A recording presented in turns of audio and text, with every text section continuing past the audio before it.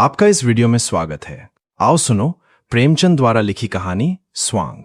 राजपूत खानदान में पैदा हो जाने ही से कोई सूरमा नहीं हो जाता और न नाम के पीछे सिंह की दुम लगा देने ही से बहादुरी आती है। गजेंद्र सिंह के पुरखे किस जमाने में राजपूत थे, इसमें संदेह की गुंजाइश नहीं, लेकिन इधर 3 पुश्तों से तो नाम के सिवा उनमें राजपूती के कोई लक्षण न थे। गजेंद्र सिंह के दादा वकील थे और जिरह या बहस में कभी कभी राजपूती का प्रदर्शन कर जाते थे।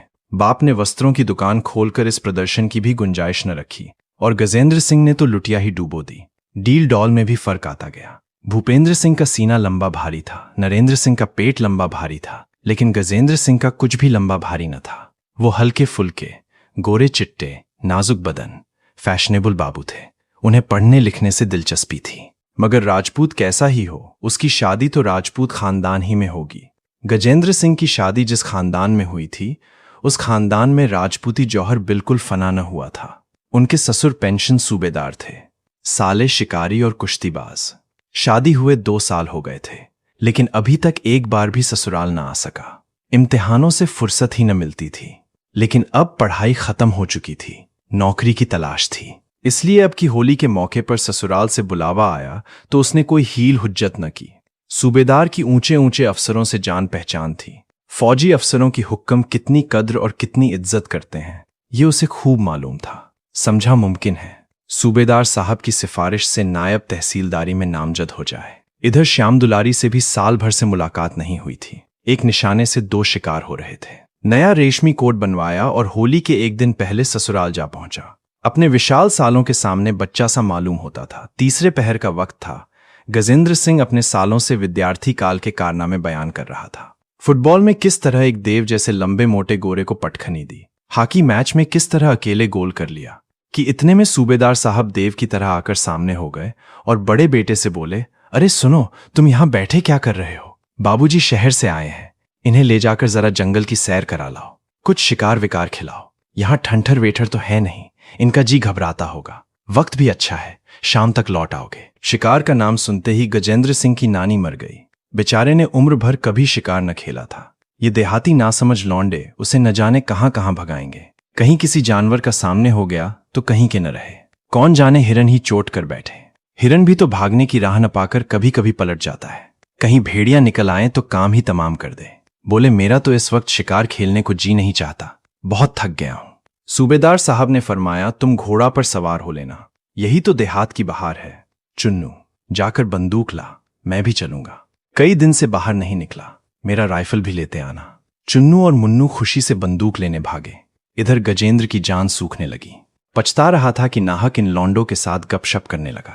जानता कि ये बला सिर पर आने वाली है तो आते ही फौरन बीमार बनकर चारपाई पर रहता। अब तो कोई हीला भी नहीं कर सकता। सबसे मुसीबत घोड़े की सवारी। देहाती घोड़े यूं ही थान पर बंधे बंधे टर्रे हो जाते हैं और आसन का कच्चा सवार देखकर तो वो और भी शेखिया करने लगते हैं। कहीं अलफ हो गया, मुझे लेकर किसी नाले की तरफ बेतहाशा भागा तो खैरियत नहीं। सूबेदार साहब शिकारी वस्त्र पहनकर तैयार हो गए। अब गजेंद्र के लिए कोई हीला न रहा। उसने सवारी की तरफ कनाखियों से देखा, बार बार जमीन पर पैर पटकता था, हिनहिनाता था। उठी हुई गर्दन, लाल आंखें, कनौतियां ऊपर बोटी बोटी दहक रही थीं। उसकी तरफ देखते हुए डर लगता था। गजेंद्र दिल में सहम उठा, मगर बहादुरी दिखाने के लिए घोड़े के पास जाकर उसके गर्दन पर इस तरह थपकियां दी कि जैसे पक्का शहसवार है, और बोला, जानवर तो जानदार है, मगर मुनासिब नहीं मालूम होता कि आप लोगों तो पैदल चले और मैं सवारी पर बैठूं। ऐसा कुछ थका नहीं, मैं भी पैदल ही चलूंगा, इसका मुझे अभ्यास है। सूबेदार ने कहा, बेटा जंगल दूर है, थक जाओगे, बहुत सीधा जानवर है, बच्चा भी सवार हो सकता है। गजेंद्र ने कहा, जी नहीं, मुझे भी यूं ही चलने दीजिए, गपशप करते हुए चलेंगे। सवारी में वो लुफ्त कहाँ, आप बुजुर्ग हैं, सवार हो जाए। चारों आदमी पैदल चले।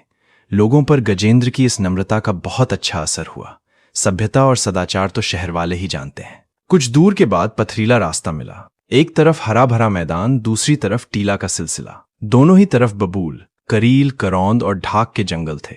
सूबेदार साहब अपनी फौजी जिंदगी के बीते हुए किस्से कहते चले आते थे। गजेंद्र तेज चलने की कोशिश कर रहा था, लेकिन बार बार पीछे हो जाता था और उसे 2-4 कदम भागकर उनके बराबर होना था। पसीने से तर हाँफता हुआ अपनी बेवकूफ पर पछताता चला जाता था। यहां आने की जरूरत ही क्या थी? श्याम दुलारी महीने 2 महीने में आ जाती ही। मुझे इस वक्त कुत्ते की तरह भागते आने की क्या जरूरत थी? अभी से ये हाल है। शिकार नजर आ गया तो मालूम नहीं क्या आफत आएगी। मील 2 मील की दूरी तो उनके लिए मामूली बात है, मगर यहां तो कचूमर ही निकल जाएगा। शायद बेहोश होकर गिर जाऊं। पैर अभी से मन मन भर के हो रहे थे।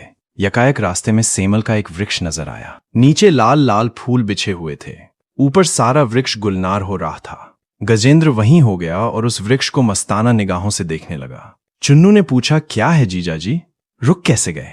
गजेंद्र सिंह ने मुग्ध भाव से कहा, कुछ नहीं, इस वृक्ष का आकर्षक सौंदर्य देखकर दिल बाग बाग हुआ जा रहा है। आहा, क्या बहार है, क्या रौनक है, क्या शान है कि जैसे जंगल की देवी ने आकाश को लज्जित करने के लिए केसरिया वस्त्र पहन लिया हो, या ऋषियों की पवित्र आत्माएं अपनी शाश्वत यात्रा में यहां आराम कर रही हों, या प्रकृति का मधुर संगीत मूर्तिमान होकर दुनिया पर मोहित मंत्र डाल रहा हो। आप लोग शिकार खेलने जाइए, मुझे इस अमृत से तृप्त होने दीजिए। दोनों नौजवान आश्चर्य से गजेंद्र का मुंह ताकने लगे। उनकी समझ ही में न आया कि ये महाशय कह क्या रहे हैं। देहात के रहने वाले, जंगलों में घूमने वाले, सेमल उनके लिए कोई अनोखी चीज न थी। उसे रोज देखते थे, कितनी ही बार उस पर चढ़े थे, उसके नीचे भागे थे, उसके फूलों की गेंद बनाकर खेले थे। उन पर यह मस्ती कभी न छाई थी। सौंदर्य का उपभोग करना बेचारे क्या जाने। सूबेदार साहब आगे बढ़ गए थे। इन लोगों को ठहरा हुआ देखकर लौट आए और बोले, क्यों बेटा, ठहर क्यों गए? गजेंद्र ने हाथ जोड़कर कहा, आप लोग मुझे माफ कीजिए, मैं शिकार खेलने न जा सकूंगा। फूलों की ये बहार देखकर मुझ पर मस्ती सी छा गई है। मेरी आत्मा स्वर्ग के संगीत का मजा ले रही है। आहा, ये मेरा ही दिल जो फूल बनकर चमक रहा है। मुझ में भी वही लाली है, वही सौंदर्य है, वही रस है। मेरे हृदय पर केवल अज्ञानता का पर्दा लगा हुआ है। किसका शिकार करें? जंगल के मासूम जानवरों का? हम ही तो जानवर हैं, हम ही तो पक्षी हैं। ये हमारी ही कल्पनाओं का दर्पण है जिसमें भौतिक संसार की झलक दिखाई दे रही है। क्या अपना ही खून करें? नहीं, आप लोग शिकार करन जाएं। मुझे इस मस्ती और बहार में डूबकर इसका आनंद उठाने दें। बल्कि मैं तो प्रार्थना करूंगा कि आप भी शिकार से दूर रहें। जिंदगी खुशियों का खजाना है, उसका खून न कीजिए। प्रकृति के दृश्यों से अपने मानस चक्षुओं को तृप्त कीजिए। प्रकृति के एक एक कण में, एक एक फूल में, एक एक पत्ती में इसी आनंद की किरण चमक रही हैं। खून करके आनंद के इस अक्षय स्रोत को अपवित्र न कीजिए। इस दार्शनिक भाषण ने सभी को प्रभावित कर दिया। सूबेदार ने चुन्नू से धीमे से कहा, उम्र तो कुछ नहीं है, लेकिन कितना ज्ञान भरा हुआ है। चुन्नू ने भी अपनी श्रद्धा को व्यक्त किया, विद्या से ही आत्मा जाग जाती है, शिकार खेलना है बुरा।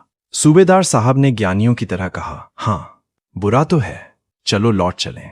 जब हर एक चीज में उसी का प्रकाश है तो शिकार कौन और शिकारी कौन? अब कभी शिकार न खेलूंगा। फिर वो गजेंद्र से बोले, भैया तुम्हारे उपदेश ने हमारी आंखें खोल दी, कसम खाते हैं अब कभी शिकार न खेलेंगे। गजेंद्र पर मस्ती छाई हुई थी। उसी नशे की हालत में बोला, ईश्वर को लाख लाख धन्यवाद है कि उसने आप लोगों को यह सद्बुद्धि दी। मुझे खुद शिकार का कितना शौक था, बतला नहीं सकता। अनगिनत जंगली सुअर, हिरन, तुंदुए, नीलगायें मारे होंगे। एक बार चीते को मार डाला, मगर आज ज्ञान की मदिरा का वह नशा हुआ कि दुनिया का कहीं अस्तित्व ही नहीं रहा। होली जलाने का मुहूर्त 9 बजे रात को था। 8 ही बजे से गांव के औरत मर्द, वृद्ध बच्चे गाते बजाते अबीर फेंकते होली की तरफ चले। सूबेदार साहब भी बाल बच्चों को लिए मेहमान के साथ होली जलाने चले। गजेंद्र ने अभी तक किसी गांव की होली न देखी थी। उसके शहर में तो हर मोहल्ले में काठ के मोटे मोटे 2-4 कुंदे जला दिए जाते थे, जो कई कई दिन तक जलते रहते थे। यहाँ की होली एक लंबे से मैदान में किसी पर्वत की ऊंची चोटी की तरह आसमान से बातें कर रही थी। ज्यों ही पंडित जी ने मंत्र पढ़ा, नए साल का स्वागत किया, आतिशबाजी छूटने लगी। छोटे बड़े सभी पटाखे हवाइयां जलने लगे। गजेंद्र के सिर पर से कई तो सनसनाती हुई निकल गईं। हर एक पटाखे पर बेचार 2-2, 4-4 कदम पीछे हट जाता था और दिल में इस नासमझ देहातियों को कोसता था। ये क्या बेहूदगी है? बारूद कहीं वस्त्र में लग जाए, कोई और दुर्घटना हो जाए तो सारी शरारत निकल जाए। रोज ही तो ऐसी वारदातों होती रहती है, मगर इन गंवारों को क्या खबर। यहां दादा ने जो कुछ किया वही करेंगे, चाहे उसमें कुछ तुक हो या न हो। अचानक नजदीक से एक बम गोल के छूटने की गगनभेदी आवाज हुई कि जैसे बिजली हो। गजेंद्र सिंह चौंक कर कोई 2 फीट ऊंचे उछल गए। अपनी जिंदगी में वो शायद कभी इतना न कूदे थे। दिल धक धक करने लगा, गोया तोप के निशाने के सामने हो। फौरन दोनों कान उंगलियों से बंद कर लिए और 10 कदम और पीछे हट गए। चुन्नू ने कहा, जीजा जी आप क्या जलाएंगे, क्या लाऊं? मुन्नू बोला, हवाइयां जलाइए जीजा जी, बहुत अच्छी है, आसमान में निकल जाती हैं। चुन्नू बोला, हवाइयां बच्चे जलाते हैं कि ये जलाएंगे? आप बम गोला जलाइए भाई साहब। गजेंद्र बोला, भाई मुझे इन चीजों का शौक नहीं, मुझे तो ताज्जुब हो रहा है बू, ढेबी कितनी दिलचस्पी से आतिशबाजी कर रहे हैं। मुन्नू बोला, 2-4 महताबियां तो जरूर जलाए। गजेंद्र को महताबियां निरापद जान लगी। उनकी लाल हरी सुनहरी चमक के सच ने उनके गोरे चेहरे और खूबसूरत बालों और रेशमी कुर्ते की मोहकता कितनी आ जाएगी। कोई खतरे की बात भी नहीं। मजे से हाथ में लिए खड़े हैं। गुल टप टप नीचे गिर रहा है और सबकी निगाहें उनकी तरफ लगी हुई हैं। उनकी दार्शनिक बुद्धि भी आत्म प्रदर्शन की लालसा से मुक्त न थी। फौरन महताबी ले ली, उदासीनता की एक अजब शान के साथ। मगर पहली ही महताबी जलाना शुरू की थी कि दूसरा बम गोला छूटा। आसमान कांप उठा। गजेंद्र को ऐसा मालूम हुआ कि जैसे कान के पर्दे फट गए या सिर पर कोई हथौड़ा गिर गया। महताबी हाथ से छूटकर गिर गई और छाती धड़कने लगी। अभी इस धमाके से संभलने न पाए थे कि दूसरा धमाक हुआ। जैसे आसमान फट गया। सारे वायुमंडल में कंपन सा आ गया। पक्षी घोंसलों से निकल निकल शोर मचाती हुई भागी। जानवर रस्सियां त्याग कर भागे और गजेंद्र भी सिर पर पांव रखकर भागे। सरपट और सीधे घर पर आकर दम लिया। चुन्नू और मुन्नू दोनों घबरा गए। सूबेदार साहब के होश उड़ गए। तीनों आदमी बगटुट भागे हुए गजेंद्र के पीछे चले। दूसरों ने जो उन्हें भागते देखा तो समझे शायद कोई वारदात हो गई।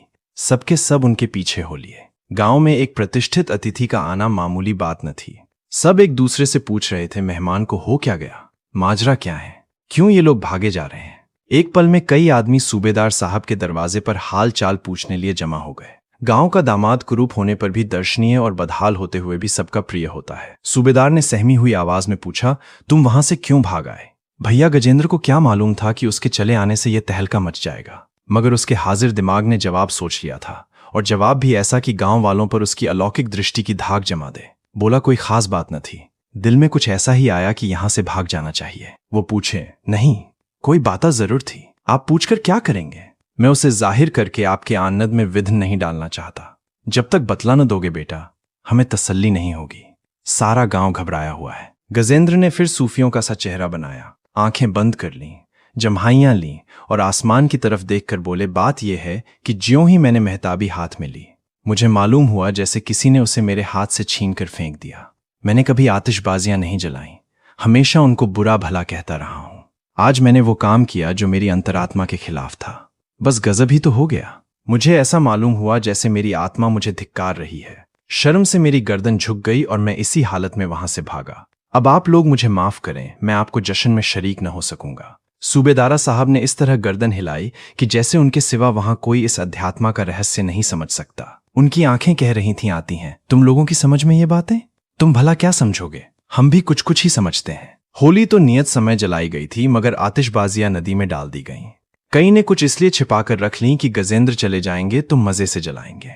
श्याम दुलारी ने एकांत में कहा, तुम तो वहां से खूब भागे। गजेंद्र ने तान कर कर बोले, भागता क्यों, भागने की तो कोई बात न थी। मेरी तो जान निकल गई कि न मालूम क्या हो गया।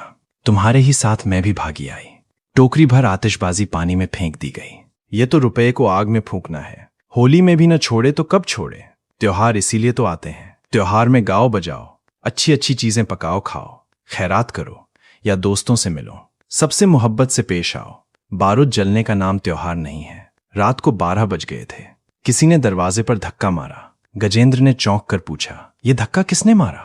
श्यामा ने लापरवाही से कहा, बिल्ली बिल्ली होगी। कई आदमियों के फट फट करने की आवाजें आईं। फिर दरवाजा पर धक्का लगा। गजेंद्र को कंपकंपी छूट गई। लालटेन लेकर दराज से झांका तो चेहरे का रंग गायब गया। 4-5 आदमी कुर्ते पहने, गमछा बांधे, कंधे पर बंदूकें रखे, दरवाजे को खोलने डालने की जबरदस्त कोशिश में लगे हुए थे। गजेंद्र कान लगाकर बातें सुनने लगा। दोनों सो गए हैं, दरवाजा तोड़ डालो, माल अलमारी में है। और अगर दोनों जाग गए, औरत क्या कर सकती हैं, मर्द को चारपाई से बांध देंगे। सुनते हैं गजेंद्र सिंह कोई पहलवान है। कैसा ही पहलवान हो, 4 हथियारबंद आदमियों के सामने क्या कर सकता है। गजेंद्र के सुना तो बदन में खून नहीं। श्याम दुलारी से बोले, ये डाकू मालूम होते हैं। अब क्या होगा, मेरे तो हाथ पांव कांप रहे हैं। चोर चोर पुकारो, जाग हो जाएगी, आप भाग जाएंगे। नहीं, मैं चिल्लाती हूं, ना ना, कहीं ऐसा गजब न करना। इन सबों के पास बंदूकें हैं। गांव में इतना सन्नाटा क्यों है। घर के आदमी क्या हुए। भैया और मुन्नू दादा खलिहान में सोने गए हैं। काका दरवाजे पर होंगे। उनके कानों पर तोप छूटे तब भी न जागेंगे। इस कमरे में कोई दूसरी खिड़की भी तो नहीं है कि बाहर आवाज पहुंचे। मकान है या कैद खाने। मैं तो चिल्लाती हूं, अरे नहीं भाई, क्यों जान देने पर तुली हो। मैं तो सोचता हूं हम दोनों चुपचाप लेट जाएं और आंखें बंद कर लें। बदमाशों को जो कुछ ले जाना हो ले जाएं, जान तो बचे। देखो दरवाजे हिल रहे हैं। कहीं टूट न जाएं। हे ईश्वर, कहाँ जाएं? इस मुसीबत में तुम्हारा ही भरोसा है। क्या जानता था कि ये आफत आने वाली है? नहीं आता ही क्यों? बसा चुप्पी ही साध लो। अगर हिलाएं विलाएं तो भी सांस मत लेना। मुझसे तो चुप्पी साध कर न रहा जाएगा। जेवर उतार कर रख क्यों नहीं देती? शैतान जेवर ही तो लेंगे। जेवर तो न उतारूंगी, चाहे कुछ ही क्यों न हो जाए। क्यों जान देने पर तुली हुई हो? खुशी से तो जेवर न उतारूंगी। जबरदस्ती और बात है। खामोशी से सुनो सब क्या बातें कर रहे हैं। बाहर से आवाज आई, दरवाजा खोल दो, नहीं तो हम दरवाजा तोड़कर अंदर आ जाएंगे। गजेंद्र, श्याम दुलेरी की मिन्नत की मेरी मानो श्यामा, जेवर उतार कर रख दो। मैं वादा करता हूं बहुत जल्दी नए जेवर बनवा दूंगा। बाहर से आवाज आई, क्यों आई? बस 1 मिनट की मोहलत और देते हैं। अगर दरवाजा न खोले तो खैरियत नहीं। गजेंद्र ने श्याम दुलारी से पूछा, खोल दूं? हाँ, बुला लो, तुम्हारे भाई बंद हैं। वो दरवाजे को बाहर से ढकेलते हैं, तुम अंदर से बाहर को ठेली, और जो दरवाजा मेरे ऊपर गिर जाए। 5 जवान हैं, वो कोने में लाठी रखी है, लेकर सामने हो जाओ। तुम पागल हो गई हो। चुन्नी दादा होते तो 5 का गिरते। मैं लट्टाबाज नहीं हूं, तो आओ मुंह ढांप कर लेट जाओ। मैं उन सबों से समझ लूंगी। तुम्हें तो औरत समझ कर रहने देंगे। माथे मेरे जाएगी। मैं तो चिल्लाती हूं, तुम मेरी जान लेकर मानोगी। मुझसे तो अब सब्र नहीं होता। मैं दरवाजा खोल देती हूं।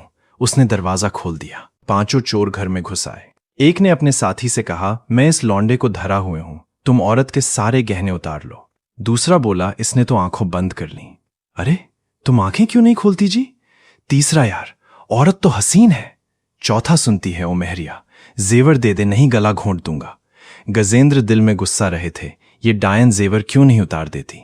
श्यामा दुलेरी ने कहा, गला घोंट दो, चाहे गोली मार दो, जेवर न उतारूंगी।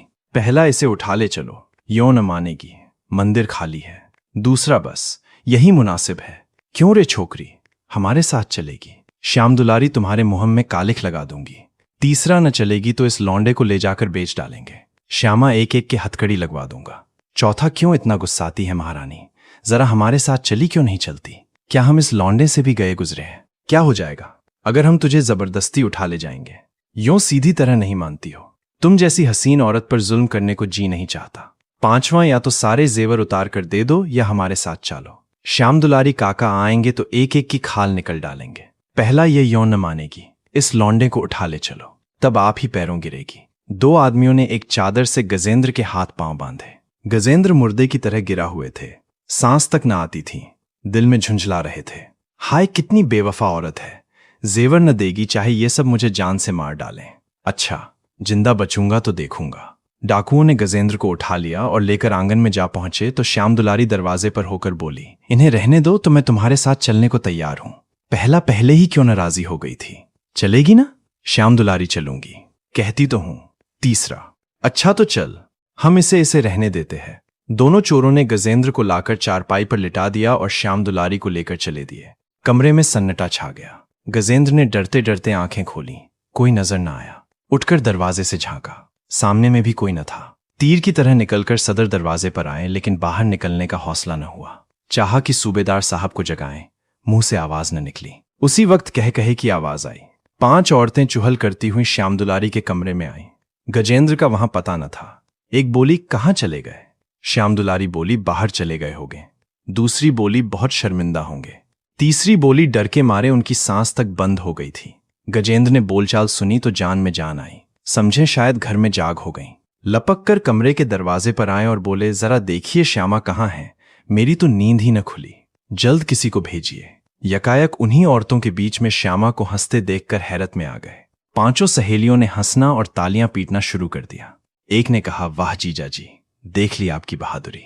श्याम दुलारी बोली, तुम सब की सब शैतानी हो। तीसरी बोली, बीवी तो चारों के साथ चली गईं और आपने सांस तक न ली। गजेंद्र समझ गए वो धोखा खाया, मगर जबान के शेर फौरन गई बात बना ली। बोले, तो क्या करता, तुम्हारा स्वांग बर्बाद देता। मैं भी इस तमाशे का मजा ले रहा था। अगर सबों को धरकर मूछें निकल लेता तो तुम कितन शर्मिंदा होती। मैं इतना बेरहम नहीं हूं। सब गजेंद्र का मुंह देखती रह गईं। ये थी प्रेमचंद द्वारा लिखी कहानी स्वांग। वीडियो में अंत तक बने रहने के लिए धन्यवाद।